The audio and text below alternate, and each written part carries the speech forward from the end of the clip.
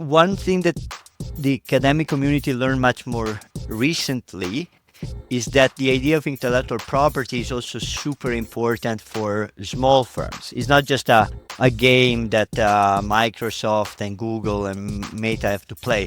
For technology startups, technology entrepreneurs, there are several studies now that show that the way in which you approach the intellectual property at the very beginning of your journey as an entrepreneur, as a startup founder, can make huge differences.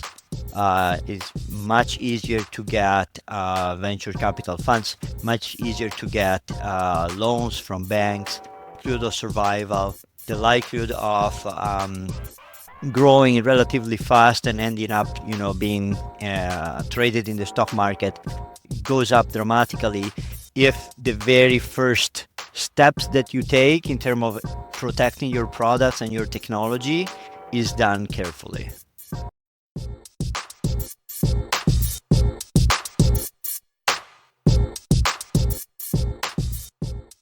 Welcome to another episode of Innovation Insights, where we dive deep into the minds shaping the future of industries through innovation, creativity, and groundbreaking research.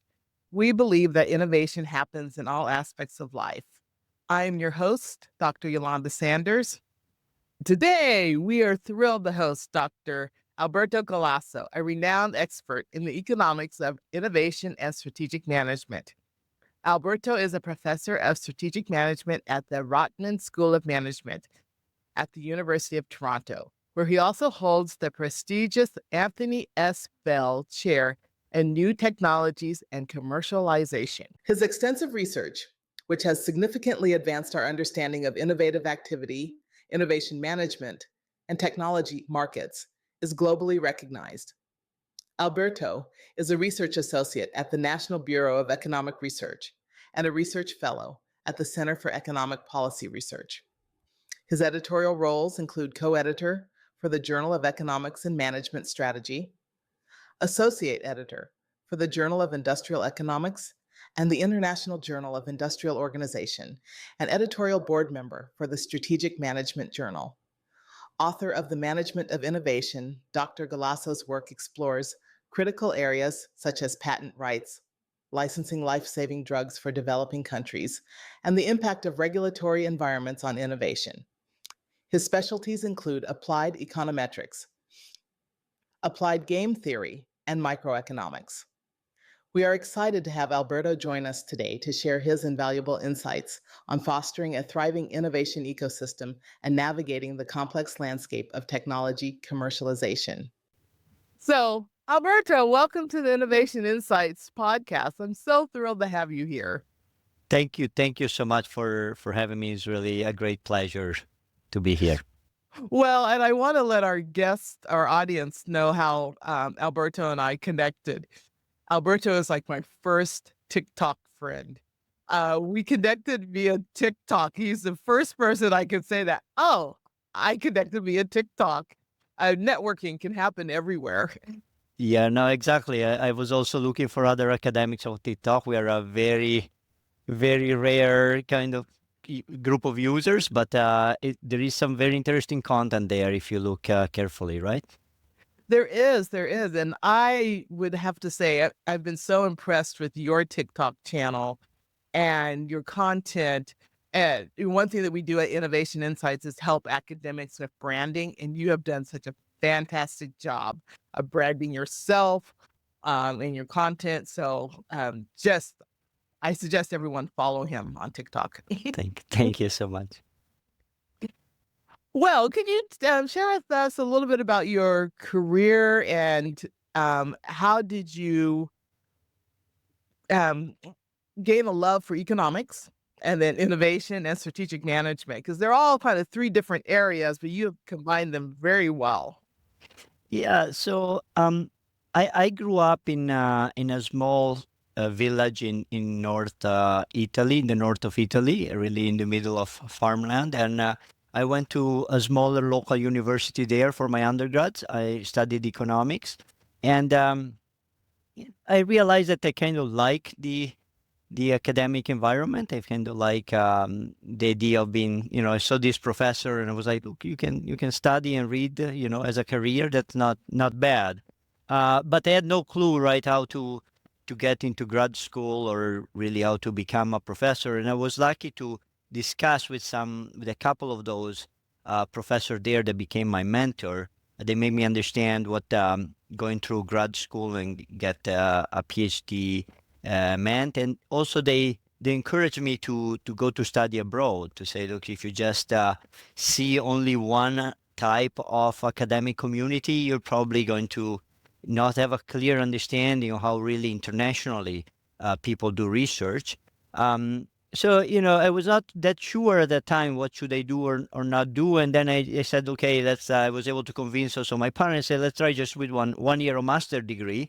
I did, and I went to do a master degree of 1 year in Belgium, just outside the Brussels. There is a university called Université Catholique de Louvain, and it was a master specialized in economic, but especially with the most kind of theoretical aspect of economics, almost application of mathematics to economics and microeconomics. And I liked it. And then from there, I started applying to PhDs, and I got into a PhD, the PhD program of the London School of Economics in England. So it's there where I did my kind of doctoral work. But I started really, my goal was to really write something very theoretical, like really at the intersection almost between mathematics, game theory, and economics. I had no idea about application of economics to innovation or management of technology and so on. And in fact, the first chapter of my thesis, the first part of my research was really a very abstract mathematical model. And at that time, my advisor told me, look, it's an interesting machinery that you put together. It was about modeling negotiation between one economic agent and multiple other economic agents.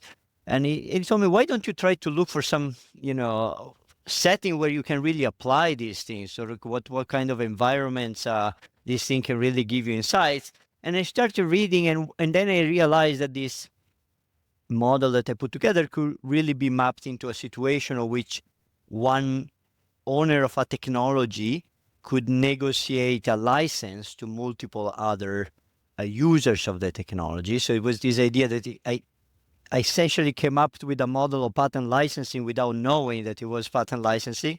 And there I started essentially reading about this, and I was lucky that in the same department there was a professor, he's still there, a professor called Mark Shankerman that is an expert in economics of innovation, that then became my co-advisor, and after my PhD, a long-term co-author and collaborator in terms of research.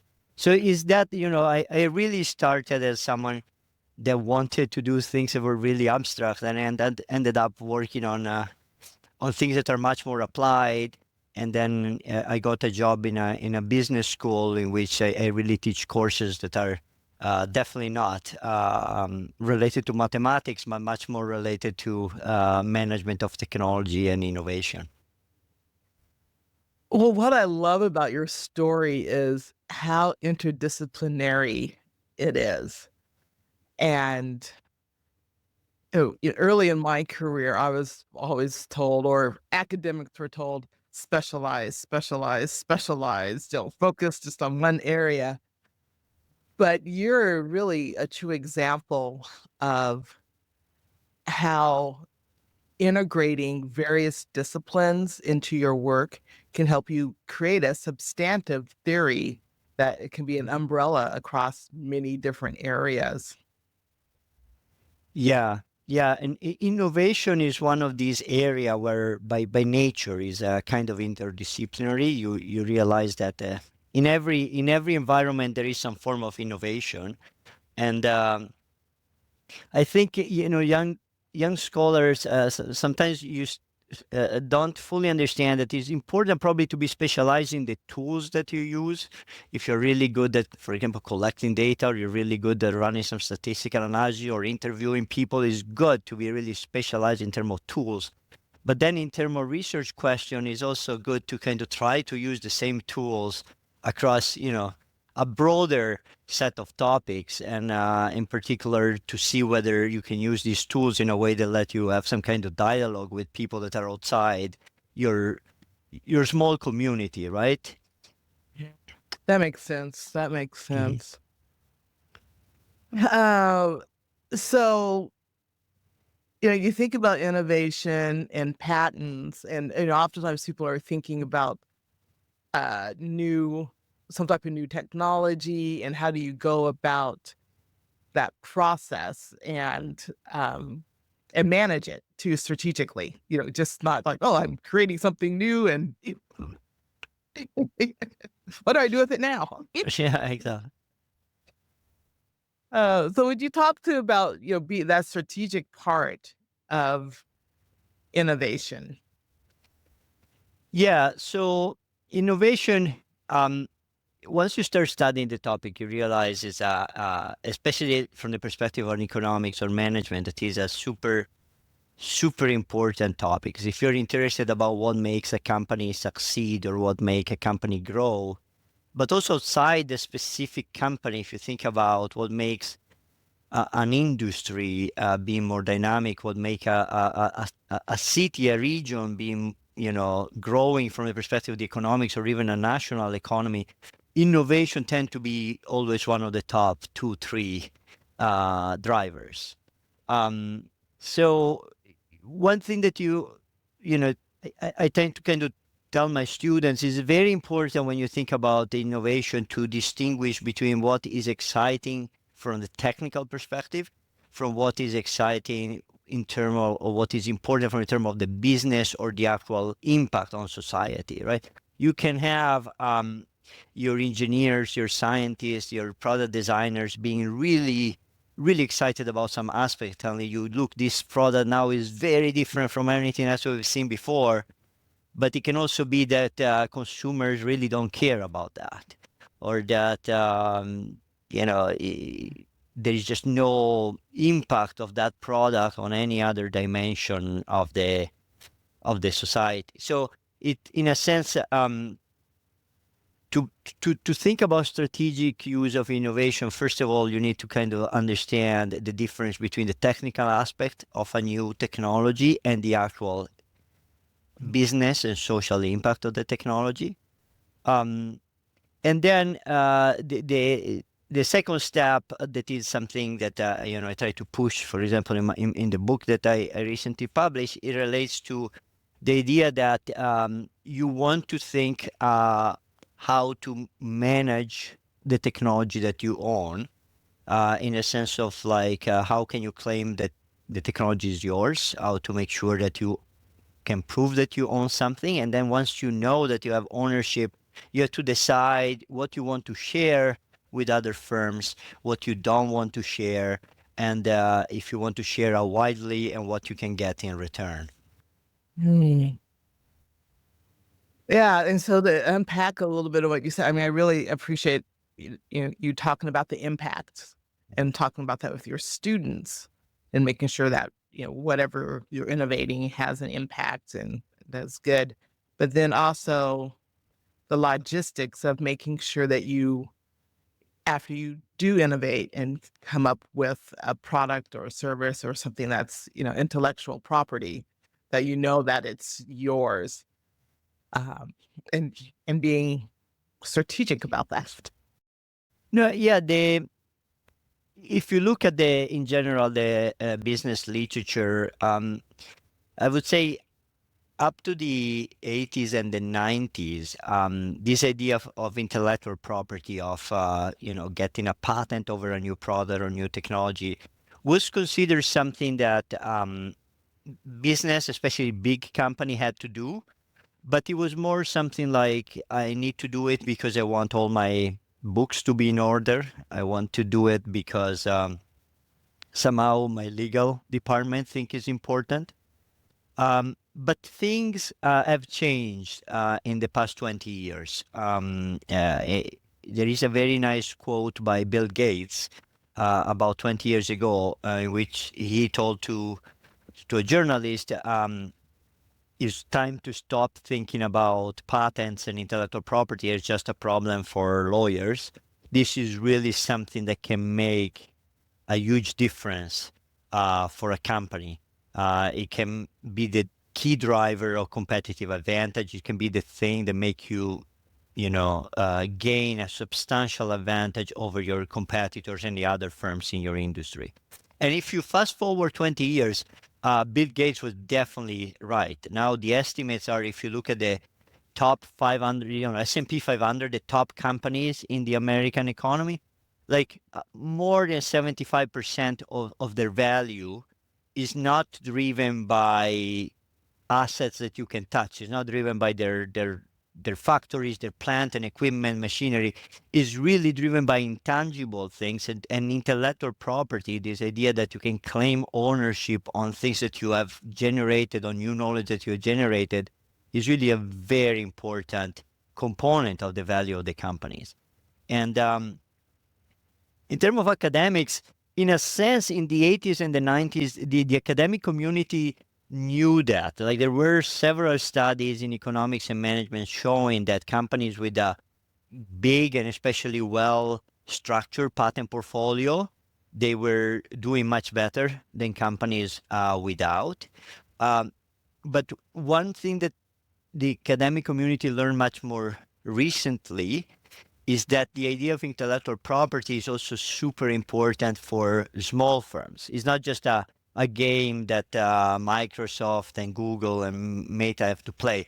For technology startups, technology entrepreneurs, there are several studies now that show that the way in which you approach the intellectual property at the very beginning of your journey as an entrepreneur, as a startup founder, can make huge differences. It's much easier to get venture capital funds, much easier to get loans from banks. The likelihood of survival, the likelihood of growing relatively fast and ending up, being traded in the stock market goes up dramatically if the very first steps that you take in terms of protecting your products and your technology is done carefully. Oh, that is, thank you. That makes me think about two areas. One for academics themselves, because at one point it was thought that, especially in academia, that patents were, people in the hard sciences but I have mentored faculty to, go for patents for some of their work that they've done in their research. But sometimes that's not a message. And what are your thoughts on that? So academic patent is a tricky one. Like in a sense, I there are cost and benefits there. Definitely, what happened in the U.S. has been have been seen to be really an important step forward. Now, when universities started owning IP and managing patent portfolio, you see a much stronger increase in innovation activity that is more targeted at commercialization and having real impact with companies and with the local economies in particular.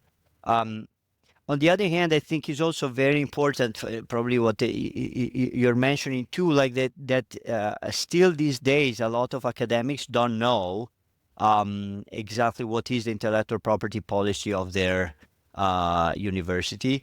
In Canada, I think the problem is even more severe than in US. In US is much more uniform. That all universities tend to have their own technology transfer office and very similar policy in terms of the fact that the university is gonna own a lot of intellectual property developed inside. In Canada, there are a lot of differences across universities. In some university, actually, the professor can still own the patent, even if the research is done through the university, with the labs of the university and so on. So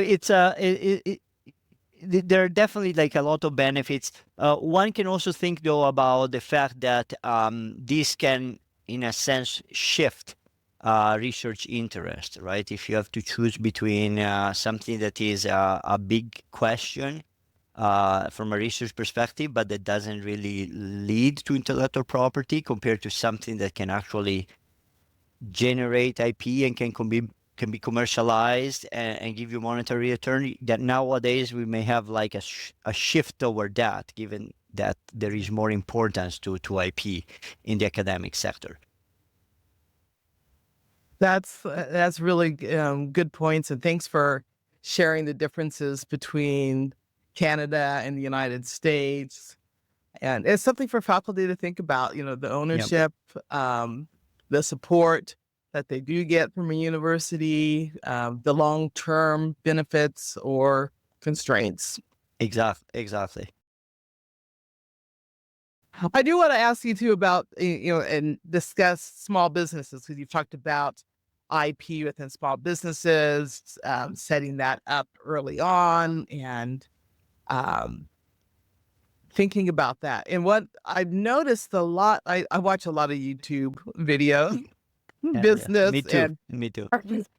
solopreneurs and things like that. And there's a lot of talk I've noticed about IP, especially around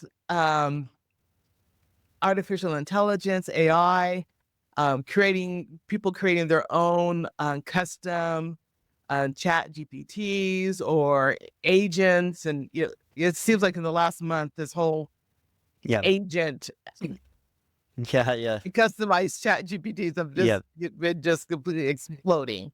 Right. What are your thoughts about, Yeah. So no, my thought is is fascinating, and is that I think in the next 10 years there is going to be some big change in the way we think about IP, and probably some big redesign of parts of intellectual property law internationally. It's always the case when you have some new technologies. There is always uncertainty about does intellectual property work or not? Can I really patent these things or not? But here is a very special. This AI revolution is a very special type of change, in which is really the technology itself is really about accessing content, learning, and then creating your own content. So you have like the challenge from the IP strategy on both sides. Like, can these big big learning models have access to all the information that is out there without violating IP? There is, for example, a big case between OpenAI and the New York Times about that. Is it, the training of these models, like what are the implications in terms of intellectual property there? And this is actually not about patents, it's about copyright. And my view is that copyright is going to be as important as patents in the next 10, 15 years, because this type of content that is created by AI is closer to what we typically protect with copyright than with patents, right? It is idea of like writing a research paper, writing some kind of, or nowadays they do video, so it's really there that there is going to be a need for more clarity and the development of strategies. So that's the thing that I think now is one of the things that I tell in my courses. In the past, you were learning about copyright and copyright strategy if you were in very specific industries, if you were in book publishing, if you were in music, if you were in Hollywood producing movies, you had to learn about copyright. Nowadays, I think everybody in every industry need to have some basic of copyright. Every company, whatever you produce, they tend to interact now with the customer through websites, and you need to know what you own and what you don't own, or the information that you release there. Also, you need to, a lot of this interaction that you have now takes place through apps. Apps are software that can also potentially be protected by copyright.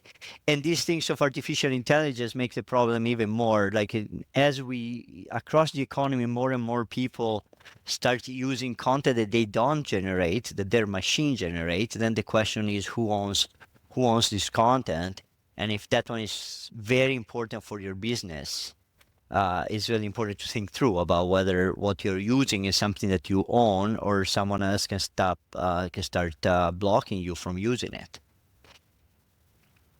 Thank you for saying that. And thank you for that answer and bringing up the importance of copyrights, because that's not something I'm hearing some of the big influencers or solopreneurs, entrepreneurs on the internet saying. They're talking a lot about IP and, oh, I'm creating this intellectual property. I created this app, I created this book, or I have this ebook, and this is my intellectual property. But I don't hear the word copyright coming out. I think one of the reasons for that is that, especially in the US, there is a lot of litigation related to patents, but not a lot yet of litigation related to copyright. So in terms of like investors, and they're not so worried. But my expectation is that in the next few years, things are going to change because of these new AI models. There is going to be much more litigation and firms trying to block each other. And that is going to then lead to much more attention to copyright and management of copyright. Excellent. But okay, so let's talk about your book. So really excited, about your book, and what inspired you to write the book? You kind of hinted at it with some of your previous research, but what inspired you to get this out there for us? Yeah, so the book comes after a few years now of teaching courses related to management of innovation and technology strategy. By doing research in that area, I realized there were like a lot of research activity coming out, like hundreds and hundreds of new academic articles every year across multiple disciplines. So across economics, sociology, management, geography, all sorts of new results out there, and not much material that try to kind of summarize these things. And if there were books that try to summarize these things, were books that were much more targeted toward academics. Here, what I try to do is to give a summary in a way that is at the level that potentially you can study this book as an MBA student, but even if you're not someone that is in a university, if you're a manager, an entrepreneur, they want to have a sense of what is taught these days in MBA courses related to innovation.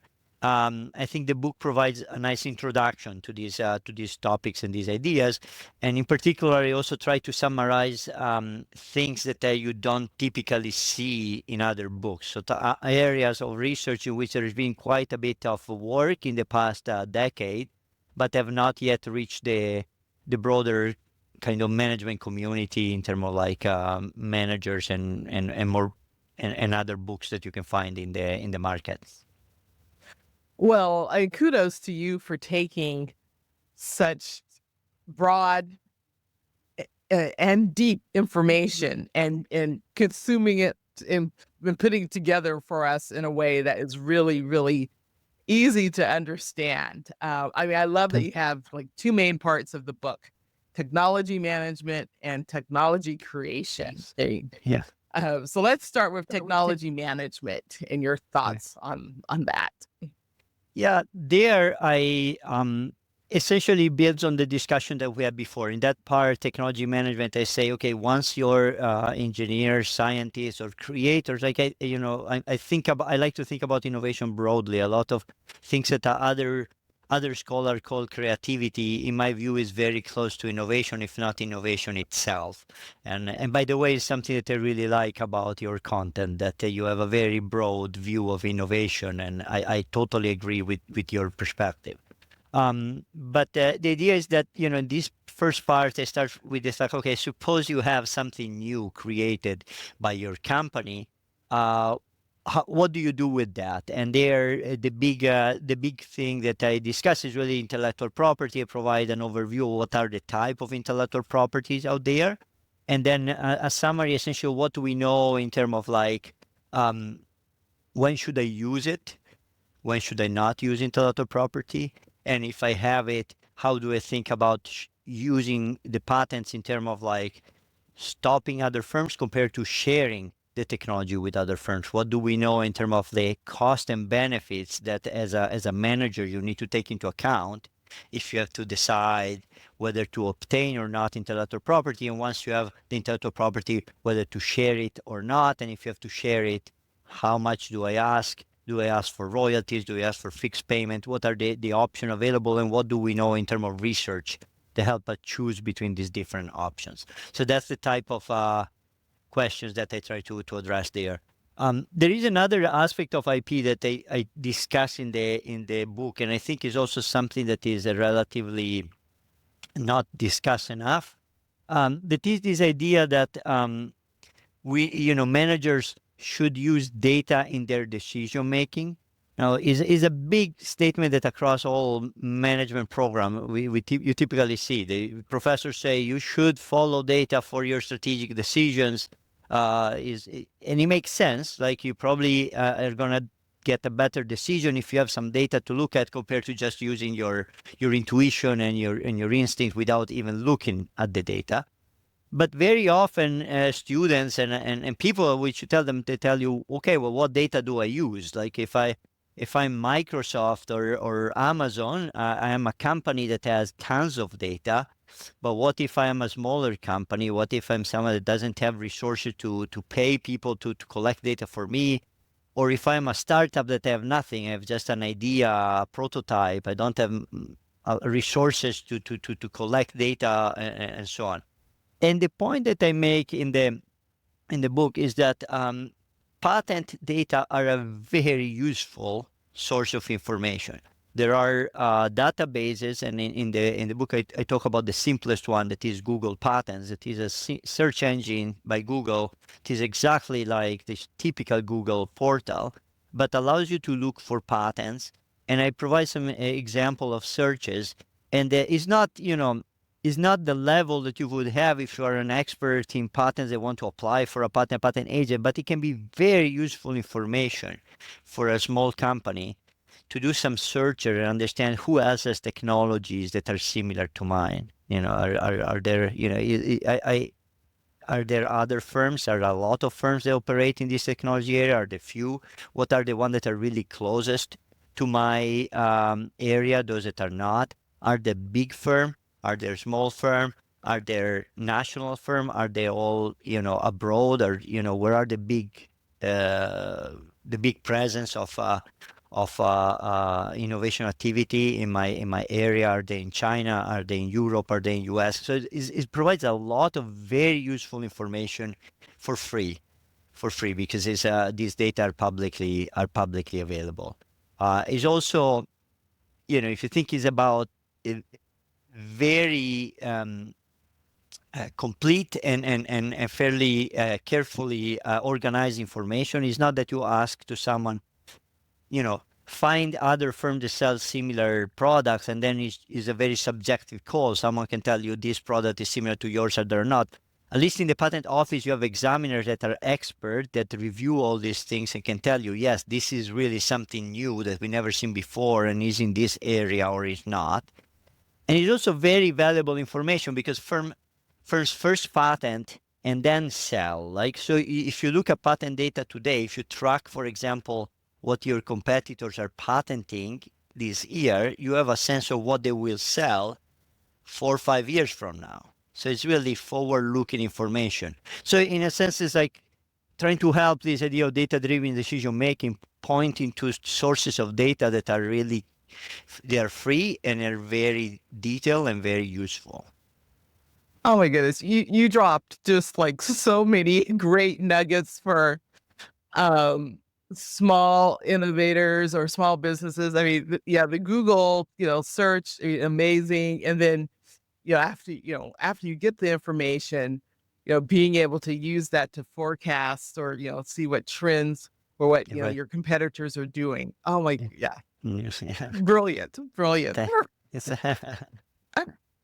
Oh, let's talk about technology creation and, that part of your book and some of the core yeah, themes in that yeah. area.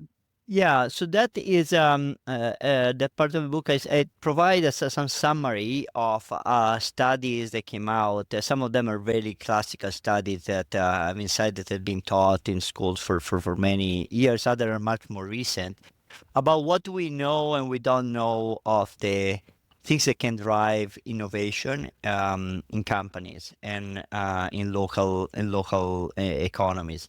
I try to give an overview of factors. Some factors are inside the firm, like the type of people that you hire, the way you pay your employee, the culture in the company, and so on. What do we know about how these things matter for innovation? Other are outside the company. For example, if there is some big shock in your industry, there is a more or less competition. For example, there is a big price war between companies or some big merger that reduce the competition in the industry. How is that should affect the innovation activity that you expect in the industry? So there is a more kind of overview of this type of issues. And honestly, like when you study these things, you should, at the end of the day, from all these studies, very rarely you have something that is very clear to tell you every time this happens, these other things happen. Every time competition goes up, innovation goes up. No, like I think the way I see these studies and in general academic literature is that it tells you very clearly though the cost and benefit, the potential channels that are going to play together. So, for example, if there is a big increase in competition in your industry, there are reasons why this should push for more innovation, but there are also reasons why for which this can push for less innovation. And the literature help you understand the things to consider rather than telling you all the time there is going to be an increase or decrease in innovation activity. Um, so I'll try essentially to highlight the trade-offs that innovators face and companies face, Yeah. and understanding how these things may matter. Well, what are some of those trade-offs that Yeah, so people let me face? tell you, like one that I discuss is, for example, what do we know about paying your scientists or engineers with a big bonus if they come up with new technologies that are patented, for example? There are very different views if you think about that from in the management world. There are people that say the creativity and innovation is not done because of financial returns. People that, the less people think about financial return, the more likely it is that you have big creative ideas. um, but there are also cases of companies that did really well by giving bonuses to their engineers and scientists. Like one of the first one that experimented a lot with this was Motorola, the company that was at that time a leading company in mobile phones. They were giving all sorts of bonuses if you were coming up with idea that they could patent. They were giving you also non-monetary recognition, badges, and so on. And what the literature seems to show is that essentially these things, you need to understand the cost and benefit of these things. So it's true that if you start giving bonuses to your scientists, if they end up with technology can be patented, you probably are going to have more patents in the next few years because they seem to work from that perspective. But it's also important to try to understand how they can backfire, in the sense that if then a scientist has to choose between an ambitious project that may not lead to anything, or two, three very minor projects that are likely to give you a patent, they're probably going to choose the one that they give, they lead to the bonus of the return. There are also more problematic things, like if you give bonuses for patents, then people are less likely, for example, to share idea or to collaborate because then they have to share the bonus. the likelihood of helping each other, the type of they may be effect also in the term of like type of people that you can hire, people that are very good, but they're not happy to work in a very competitive environment may tell you, I'm not happy to work in a company which there is all this competition for bonuses and so on. So there is a, these are the type of things that the positive and negative thing that come out from the study. So if you're in a company, you need to decide whether to implement some kind of payment system like that. You want to be aware of these things. Well, and what I love, what you're talking about and what you're um, describing to our audience here is really thinking about the human resources and how does innovation impact your human resources, which sometimes there's not a lot of discussions about that either. Right. Right. That's right. That's right. Oh, that's great. Um, so your book, it came out in what, September? Yes, it came out in the summer of Oh, summer. 2024. Yeah. Yeah. Yeah, yeah. What has been some of the most surprising feedback that you've received about your book? Look, I was really, really happy. Like, saw some very nice comments from colleagues. I was also very, very happy to receive some very nice emails from past students, people that I taught many years ago that they saw the book and they still remember some of the content. So those are really nice reaction to see. And also, I'm humbled nowadays with the social medias. You see people talking about your book very far away. You see in Europe and in Asia. That is really nice, right? It's really nice. Oh, well, as an academic, how was it for you to write a book? Because we hear about the publish and perish, and oftentimes it's the focus on journal articles, and then sometimes later on in your career, you do write a book to help summarize those. You spoke a little bit about that, but how was it for you as an academic balancing writing a Yeah, book? yeah. No, that's it was a kind of a special journey in the sense that it all started with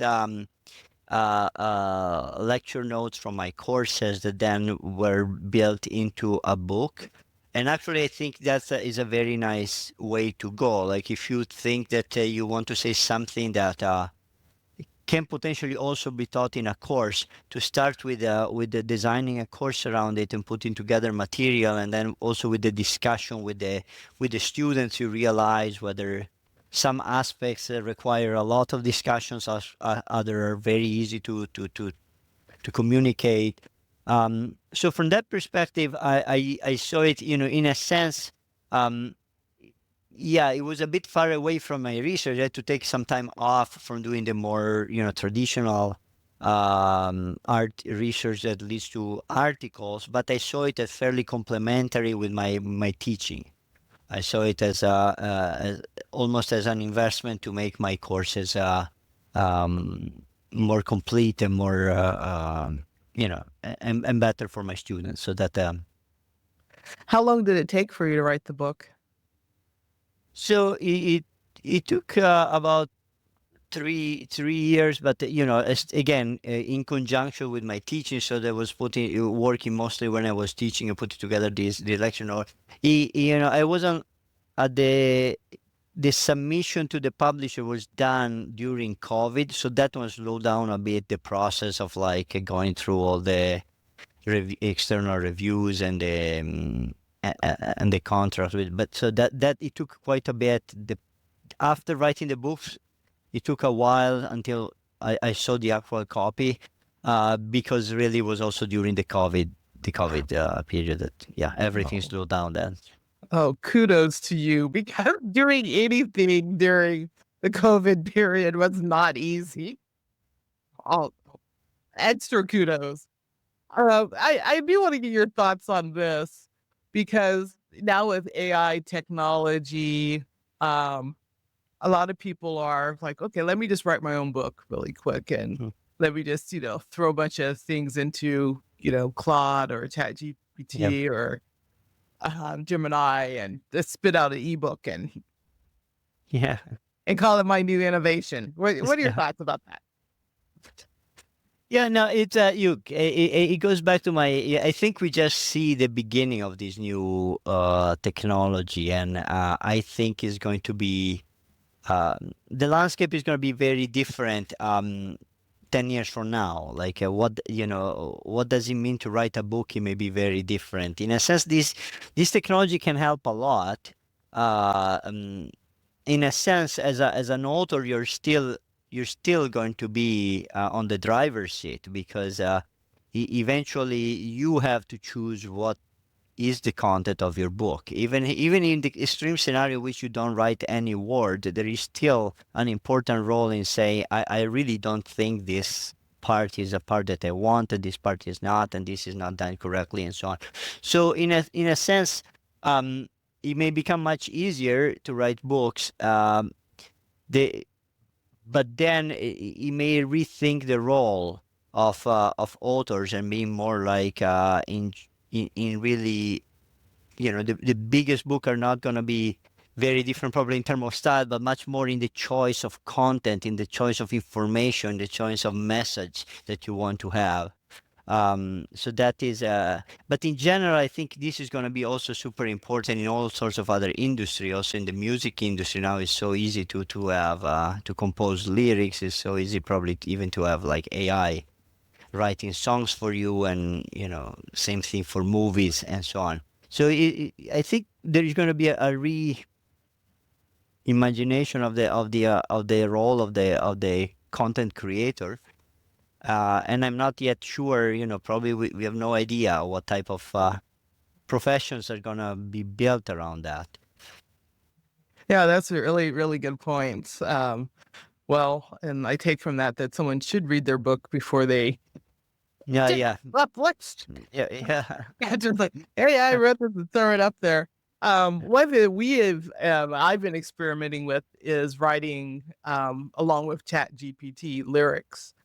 for our company, and so Uh-huh. we just have a new song that we put out on Spotify about love to innovate for Valentine's Day, and then Amazing. multiple versions of it. And, it's Yes. been fun. Um, but yeah, you do have to have some input into that. Yeah. And eventually even there, like, you're gonna have very easily 20, 30 lyrics generated by AI, and your role is gonna be to choose the one that is so it's gonna be much more work of a music executive than the role of the composer, right? Yeah. It is. Well, and one thing that I do with the transcripts from the podcast is I put them into ChatGPT and I ask for ideas for listicles and case studies, and I'm I'm not smart enough to say just give me 5, give me 20. And then Really. I'm like overwhelmed with, Yeah. all of the ideas. So like, wow. So, uh, so yeah, um, thinking about, future and aspiring innovators, young scholars and practitioners, what are your advice for individuals, especially when they're thinking about economics Yeah. and innovation and, Right. and the future? Yeah, no, that's a yeah, that's a, I you know I tend to tell the students to look at these at the programs, or in general at content and courses that think about the management of technology, uh, because in a sense, especially in a period of intense technological revolution like the one that we know we are experiencing today, in which we really don't know what type of jobs are going to be there 10 years from now, in a positive way, in the sense that I expect a lot of jobs that now we cannot even Mhm. conceive they're going to be there.